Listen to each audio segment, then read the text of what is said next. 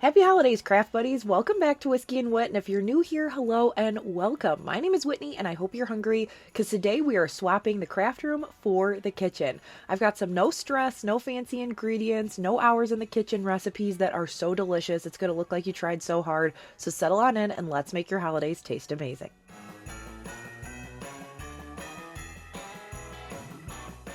I have to kick it off with this peanut butter fudge because I just made it this week, and you guys, it's so easy and so delicious. You're going to start by taking a 9x13 pan. I'm just using a cookie sheet here, and put some parchment paper in and grease it. Then in a saucepan, you're going to combine 3 cups of sugar, 3/4 cup unsalted butter, and 2/3 cup of evaporated milk. Note evaporated, not sweetened condensed, because that's in a lot of Christmas baking recipes. You're going to put this on medium low-ish, and you're going to want the butter to melt and everything to combine. Once it's all combined, crank your heat up to medium high, and you're going to want to get it to a rolling boil. Once you start seeing these bubbles around the outside, set a timer for 5 minutes, stirring constantly, and it's going to bubble like this. Just keep stirring, and it's going to thicken up and start to make the peanut butter fudge magic. If you have a thermometer, I'm just using the one we usually use for turkey. You want to have it get about to 234 to 238 degrees Fahrenheit.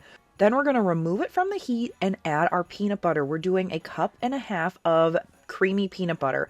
I would not suggest natural peanut butter because it tends to separate. So like your Skippy, Jif creamy is what you're going to want to go for. Now you're going to need some elbow grease, but you are going to stir this in until you get this type of consistency. Add some vanilla. I usually measure with my heart, but it's about a teaspoon, and you can add a pinch of salt, and then we're going to add our marshmallow fluff. I find it's helpful to use the spatula that's already hot from your mixture to scoop it out of the container because the heat helps it release. Then once everything's mixed up, you don't see any more of the marshmallow fluff, you're just going to pour it onto your 9x13 pan, and you are going to let this cool. I like to give it like 3 to 4 hours just so it fully sets up. And I just put it in my dining room, cover it with some more parchment paper so it doesn't get icky. And then when it's done, you're going to pop out that parchment paper and you're going to use a sharp knife to cut it. It is so easy, you guys. This is actually the fantasy fudge recipe with some peanut butter that actually comes on the jar. So sometimes if it's not broken, you don't have to fix it. This is so good. I have to tell myself I can't eat this all day because it is so good. I love a charcuterie board as much as the next person, but being from the Midwest, I also love a good dip board. And we're going to start with my famous loaded baked potato dip. When I tell you, people always ask for the recipe. I always get asked to bring this places, and it is the easiest thing you're ever going to put together. You have got to have this recipe in your arsenal. In a crock pot, you're going to combine 1 block of cream cheese, 16 ounces of sour cream, about 2 cups of shredded cheddar cheese. I kind of just play it by ear. 1 pouch of bacon bits, and some dried chives. I combine everything in there. Literally, it's as easy as dump and go. And I like the dried chives just because they are easy. You don't have to do any chopping, but you could also use fresh chives, and you can also make fresh bacon and chop that up if you want to do that as well. I put this little guy on high because there's only high and low settings, but if you've got a crock pot with a medium setting, you can do that as well. You're going to mix it up as it starts to melt, and then you know it's ready when it is all combined and a little steamy like this. And then along with it, I always bring 2 bags of wavy party size chips, and you're good to go. Be prepared to get asked for this recipe. I love chocolate covered pretzels, and I think a huge part of my love is because my mom used to make these when I was a kid, which is why I love making them now. So here is my favorite hack when making these pretzels. You're going to melt down your almond bark according to the package of whatever brand you get, and then instead of dunking it right into that container, we're going to put down a heating pad. Then we're going to add some parchment paper on top of that heating pad, and we're going to put it on like a medium-low setting. Then you're going to add it right on top of the parchment paper, that almond bark, and it is going to keep it warm and pliable for you to roll your pretzel rod in. This is such a game changer, and then when you're done, just throw away the parchment paper, or you can let it cool and the bark will pop off and you can snack on it as well. And then all you have to do is add toppings if you're going to do that, and then these are ready to go. They're such a crowd pleaser, they're easy to throw together, and I just let them harden until they're good to go, and then super tasty, and that heating pad comes in clutch. This next one has to be one of my favorites I made in the whole video because it is just so delicious. It is an apple cinnamon bake. You could take this as a dish to pass, You could gift it as a gift, or it would be great for Christmas morning. You're going to start by mixing up some cinnamon and sugar in a bowl and set that to the side. Then I'm going to open a container of Grands rolls, and the original recipe for this called for 2 cans, but in our house we don't need 2 cans, so I'm doing a half recipe, but I will have the information for both down below so you can decide. I'm going to cut each roll into 6 pieces, so 2 strips and then 1 across the center, and toss those into a bowl. Then I'm going to add some melted butter over the top and give it a good mix so everything is coated. And then we're going to cover that with about a half of the cinnamon sugar mixture we just made and stir it up. So now when we get to the apple, this is where you are going to either make it this way if you're cooking it right away, or you are going to follow a little bit different of instructions so then that way it doesn't get all soggy before you gift it. I'm doing half of a can of apple pie filling, again, because I'm doing half of a recipe. I'm spraying my square pan and I'm going to add my mixture in there. Then I'm going to top it with some heavy whipping cream. Put it in the oven at 350, and we're going to cook it anywhere between like 27 and 35 minutes, depending on your oven. Also, while it's cooking, put the icing from the Grands right on top because the heat will start to soften that. And here's what you're looking for. You want it to be nice and puffed up. You want that cream to be absorbed by the rolls and have it bubbly. Then take that icing, drizzle it over the top, and it is ready to enjoy. Let my mother-in-law sample this the day that I was making it. I had some. It was so good. It is nice and rich. It's definitely one of those Christmas calories don't count type of deal. It's not the healthiest, but oh my gosh, is it good. You definitely are going to want to try this if you like apple dessert because it is just beyond, and it is so good. This recipe is for Christmas punch from Mom on Time Out, and she has both a cocktail and a mocktail recipe. Now, you definitely don't need fresh squeezed orange juice for this, but I was out of orange juice this day, but we did have oranges, and it also gave me half of an orange to create a garnish with these little quarter oranges. So something you could do if you want. You're going to mix up 2 ounces of orange juice, 2 ounces of cranberry juice or cran apple, 2 ounces of sparkling apple cider, and then you're going to top with 2 to 4 ounces of ginger ale, ginger beer, or club soda. I did ginger beer. Now, I almost took out this... I almost took out this outtake, but honestly, we keep it real over here. The lid wasn't on all the way, but we ended up regrouping, making a delicious drink, and you can also add each ingredient one by one to get this cool mixology effect, and it looks really cool. So if you've got a clear glass like this, you could do it either way. You can make a huge batch of this. She's got the information over on her blog, so I will link that down in the description and the pinned comment. But the great thing is you can make a full batch of this, and then adults and kids alike can enjoy it, and then adults can add something to it like vodka if you want to make it a cocktail. Definitely a win-win. This is so delicious. I've been drinking these all the time. You've got to try it. If you're headed to a party and you are taking a bottle for a drink instead of taking an actual like mixed drink, here's a PSA.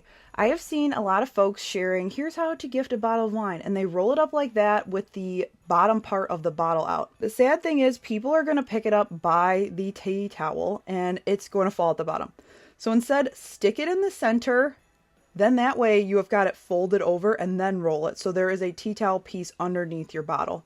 Tie it up with some ribbon, and then I made this fun little Making Spirits Bright design that will be over in my blog, and you can either add text for your own name or you can use a pen and just sign it.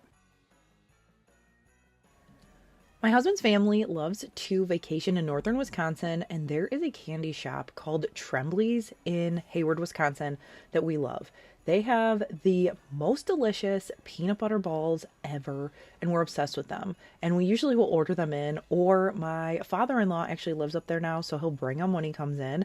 But I saw this recipe from bellyful.net. I will link the whole thing down below. I love her recipes. I have done everything from these peanut butter balls all the way through to stuffed peppers. Her stuff is so good. And these peanut butter balls actually have a secret ingredient, which is Rice Krispies. It is so good. You mix all these ingredients together, and if your batter ends up being, or your mixture ends up being a little dry and doesn't stick together, just add a little more peanut butter, or if it's too sticky, add a little bit more confectioner's sugar. You roll them up into 1-inch balls, put them on some parchment, put them in the fridge for like 20-ish minutes. Then you melt down some melting wafers. These Ghirardelli ones are delicious. Then you're going to cover those cold peanut butter balls with the chocolate, put them back on the parchment paper, and the key here is to get off all that excess so it doesn't just pool on your sheet and you don't waste it. Put it back in the fridge for like 30 minutes. These things will harden and they are so good. They are definitely not exactly like the originals from Tremblay's, but they will definitely give me my fix this holiday season when we don't have the real thing in our house. The last thing you can do is, this is optional, but you can take some of that chocolate that's left over and drizzle it on top. That's what the lady at Bellyful, I believe her name's Amy, suggested. But definitely check her out. Her recipes are so good, and these 10 out of 10 would definitely recommend. For the past few years, I have had peanut clusters on my Pinterest board, and I am finally going to make them. This is a hybrid of a few different recipes, and these turned out so good. You're going to start with 16 ounces of salted roasted peanuts, so that's the whole container. Dump it in your crock pot. Also dump one 10-ounce bag of white chocolate chips and then a bag and a half of dark chocolate chips, which is about 15 ounces. Cover it with a tea towel so you don't get any condensation on your chocolate because that would make it nasty, and cook it on low in your crock pot for 30 minutes. While that is cooking, you're going to take some of these pretzel sticks, and you could even do a snack size bag. You don't need a ton, but take each rod and break it into 3 or 4 pieces. Then you know your chocolate's done when it's a little shiny like this. You're going to go ahead and stir all those pieces up to get your peanuts fully coated. Then to that mixture, we are going to add 3/4 cup of our broken up pretzels. We're also going to add some creamy peanut butter, 1/4 cup, and then I added a whole bag of caramel morsels. Put your tea towel back on after you stir it and cook it again for another 5 minutes just on low. That will help those caramel morsels just go ahead and melt into everything. And then I lined a cookie sheet with some of these mini little cupcake tins, just the paper ones. I used my cookie scoop, which is 1.5 tablespoons, and just put them in there. And then you can also add with sprinkles, but that's totally optional. Then take that whole tray, pop it in your fridge for about an hour. That is going to harden everything for you. Then you can pop them back out. They will be all nice and hard and ready to be eaten. I like to store them in airtight containers at room temperature until they're ready to get packaged up. And to do that, I just grab some fun little tins from Dollar Tree, is where both of these came from. Line them with some parchment paper, load them up with all of your goodies, and then I like to tie them up and add a tag. So you will notice throughout this video, I've got all these different matching tags for the recipes, so you can attach these to these gifts if you are going to give the food. It has ingredient and storage information, so then that way you can gift with confidence, so then people know what is in the food that you're giving them.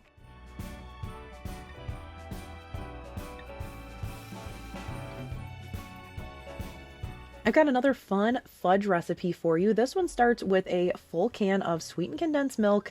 Then you're also going to add in some flour and salt to the mixture. You're going to mix it up, and you're going to do that over like low heat just so everything combines. Then we're going to add butter and a whole bag of white chocolate chips. We're also going to add a teaspoon of vanilla extract and a teaspoon of almond extract. Stir that all together over that low heat until everything is combined. Then you're going to dump it into a 9x9. This is an 8x8. It's just what I have. Use what you have. You'll just have thicker fudge if it's not a 9x9. No worries. You're going to put it on top of the parchment in there. Make sure it's all flat, and then you can add Christmas sprinkles, but I decided to do some rainbow confetti ones because my little guy is going to be 1 this weekend, so I made some birthday sugar cookie fudge instead. And then I took some parchment paper just to push it down. That goes in the fridge for a couple hours to set up. Pop it out, chop it up into little bite-sized pieces, and the smaller the better, honestly, because this is rich. It's delicious, but it is rich. You don't want a huge chunk of this. It's like a nice little treat bite.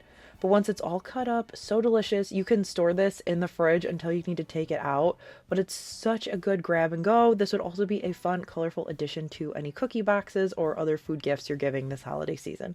Not only are dips great as a dish to pass, but you can also make dry dip mixes to gift to somebody. Then they just combine it with things like cream cheese and or sour cream, and they can make their own dip. The dry bacon dip mix includes bacon bits, minced onion, powdered beef bouillon, and garlic powder. You're going to put all the ingredients in there. All of the information on how much is going to be down below. Whisk it up. And then I bought this little funnel that fits right into these 8-ounce mason jars. I got those at Walmart, really inexpensive. I put my mixture in there, put the lid on, gave it a good shake, and that was good to go. Now, all of these dip mixes I am sharing, you can mix up with sour cream, mayonnaise, or a mixture of the two. I have little tags that will show how you can do it, but this one is just a cup of sour cream, 3 tablespoons of the mixture, and some mild cheddar shredded cheese. I love to keep some of this mixture in our fridge just for our family too, because it's so easy to throw together a quick dip when you have people over or just when you have the munchies. This is another one that I've got tags for over in my library, and I also did a bunch of other ones last year, so if you're interested in that video, I will link it down below if you want the ranch seasoning, the taco seasoning, the urban garlic, all easy to make and gift. This is a fun take on the Christmas cracker Ritz situation. I know so many different people, so many different families have recipes for this. Here's a fun one. You're going to line some silicone baking little muffin containers. You want to make sure they're silicone for easy release with some Ritz crackers. Then we're going to melt 2 sticks of butter and some brown sugar. And we are going to continuously stir this for about, like 3 to 4 minutes on medium-low heat. Don't stop stirring or your sugar could burn. And then when it's thickened and it's this really pretty brown color, you're going to do a little scoop. I'm using my tablespoon cookie scoop. Put that on top of your Ritz crackers. Pop it in a 400-degree oven for like 3 minutes. Pop it back out. That is going to allow your toffee mixture to kind of flatten. Then we're going to top it with some mini chocolate chips. Put that back in the 400-degree oven for another 2 minutes. Then it's going to be melted. Smooth it out with the back of a spoon. And I am not the cleanest. They'll still taste good. They're just not like Pinterest worthy pretty. But then I added some sprinkles, popped the silicone little baking things in the fridge, or you can just let them harden like out normally. Pop them out, and these are so good. You definitely want them to not be cold when you serve them, just because they're harder to bite into, and it's toffee, so they're a little harder. But with the nuts or the sprinkles, so delicious, so fun and festive. Here's another fan favorite that I actually stole the recipe from my mom. I've shared this before, a lot of you guys. It's a Craft Buddy favorite too. Let me show you how easy it is to make. I use a cup of sour cream and a cup of mayo. I use Miracle Whip Light, but you could use whatever mayo that you like. And I mix that up first. Then I'm going to take a tomato. I'm going to cut out the center seeds and then dice it up. This makes it so my dip doesn't get watery. If I cut it up and leave the seeds in, it just waters down the dip and it's not as good. So cut the seeds out, then add it to your mixture as well as the packet of bacon bits. Again, with this one, you can do fresh bacon if you'd rather do that, but I'm all about easy over here. Mix it together, add it to a ramekin, and it is ready to be served. I like to give it a couple hours in the fridge for the flavors to combine, but you can serve it right away. Our favorite way to eat this is with some crackers or with some Sun Chips. So if you got some hard eyes when you saw that dip board at the beginning, don't worry, me too. I said I love a good dip board. Here's how I put them together. They're so quick and easy. I use this little like bowl tray that I got from Aldi. I put some parchment paper down, and then I use some little seasonal ramekins, but you could use whatever containers you have.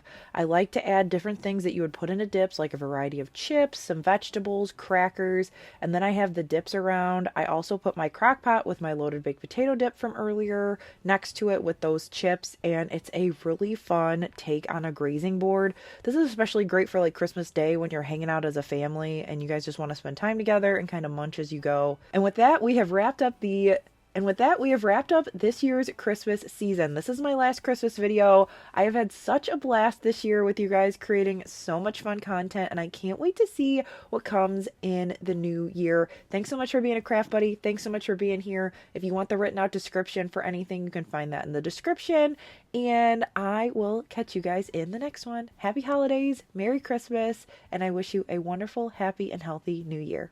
See you in the next one. Bye!